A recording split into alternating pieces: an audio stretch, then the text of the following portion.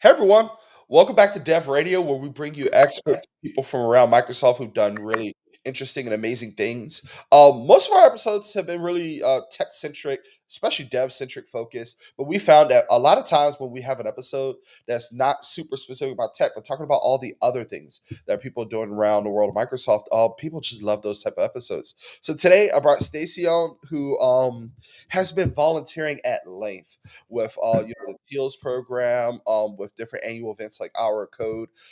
As a developer myself, and somebody I'm a Microsoft MVP, I've been volunteering in the community. Many of these programs that mean something to me, and I think to use the community, you'd be very interested in hearing about these types of programs. We put links to a lot of the things he did in the chat. But Stacy, welcome to the show. Glad to have you. Hey there. Thanks. Glad to be here. Yeah. I'm going to get out the way because I think just me reading one of the articles in our show notes, I was like, "Oh wow, this is amazing! Some of the stuff you're doing." I just, want to give you an opportunity to share with our audience like some things you're doing and some of the programs you're passionate about. So I'll just, get out the way. Yeah. Let's go. All right. Yeah. Sure. I mean, I guess I'll start with just saying hi. I'm Stacy. I actually work at the Microsoft Technology Center in Detroit. I've been with Microsoft. This will be 30 years this summer. So I started when I was 3 years old. That's my standard joke. But yeah, I think the thing for me, and maybe a little background. I grew up without having access to computers. So but I was kind of a geek, sort of a sci-fi nerd. And one day I was at Radio Shack, that when they still existed, with my dad, and we were buying batteries or something, and I saw this book. It's actually on the shelf behind me here too. But I saw a book on computer programming, and I thought, wow, this is kind of cool. And it actually talked about hardware and software. My dad ended up buying the book for me, and I took it home and I learned to code without a computer. And I would just write code out on paper on these big legal pads, those big yellow ones, and just kind of run it in my head and kind of pretend. And I was about 12 years old at the time. Uh, and as time progressed, I actually finally got hands on a computer. They were pretty rare, back in those days, really old days.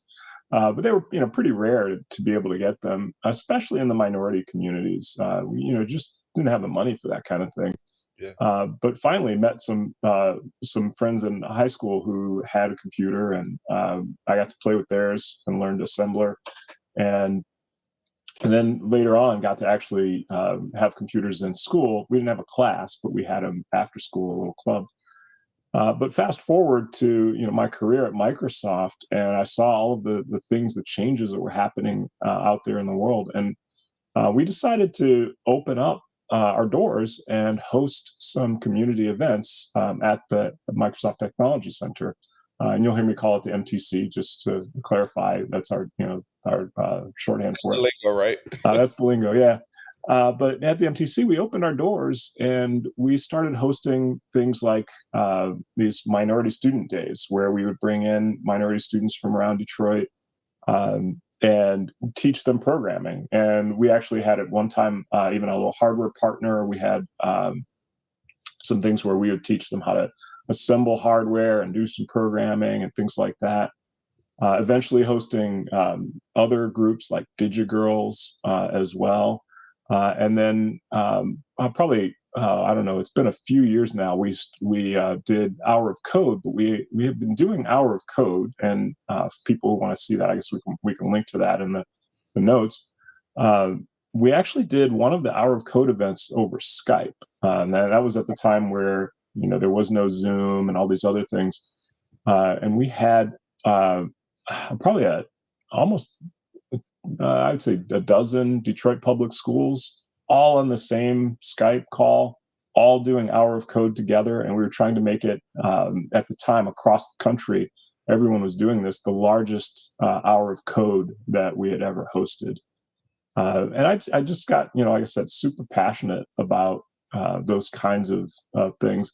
And it's not, and I don't, so I'm not, TEALS is not my normal day job, doing things in TEALS, tech, which is technology education and literacy in schools. That's what TEALS stands for, TEALS. Not my day job, but it's something that I just got super passionate about. So that was really the impetus for me to do that. Um, but and I guess so it did branch into some other things. We actually had a couple of students at one of our more recent events who got noticed and were just really amazing. In fact, one of the young men, uh, he was so good at this stuff that instead of us teaching the rest of the group, we took him out for about 20 minutes, showed him the materials, Yeah, and we had him teach the other students. that's It was actually pretty amazing. And there's a documentary that was subsequently done about two of these students. It's called Detroit is Limitless. It's on YouTube if people want to check that out.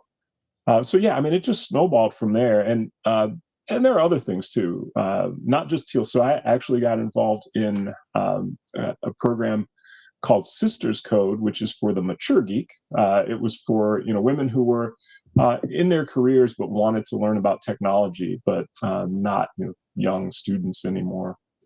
So that was kind of a fun one too. It's just helping that. But I mean, that's really it. It's all about giving back to the community and all the forms, and making sure that the students who are coming up today have access and experience with technology in the same way that they might with music or literature or other topics.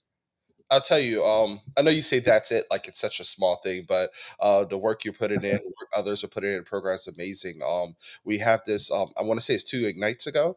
Mhm. We had a session with Scott Hanselman talking about diversity and inclusion Oh yeah, in technology space. And I was on the panel. He and one of the other panelists, we were talking about how tech companies do this really great job of putting content out there.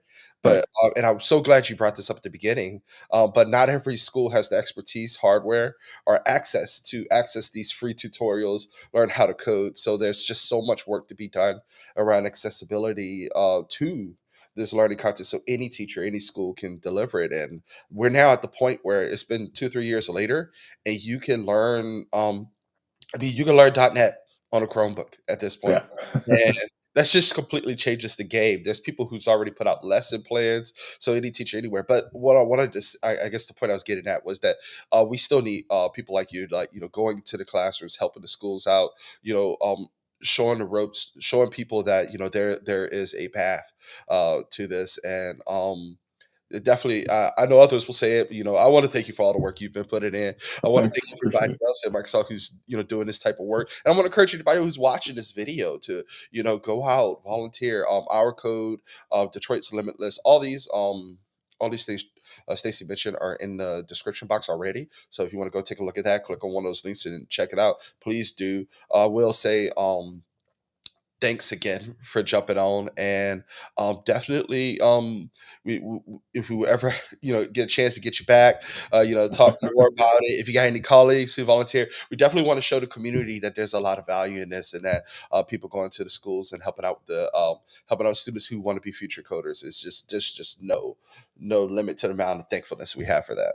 Well, yeah, I appreciate that. And thanks to everybody who does take action. And my big thing is that content without context is sometimes meaningless, and you need to give these, especially the kids, give them context, make it meaningful to them, and make it something that they want to do and that they're interested in, because it really fits in with their path.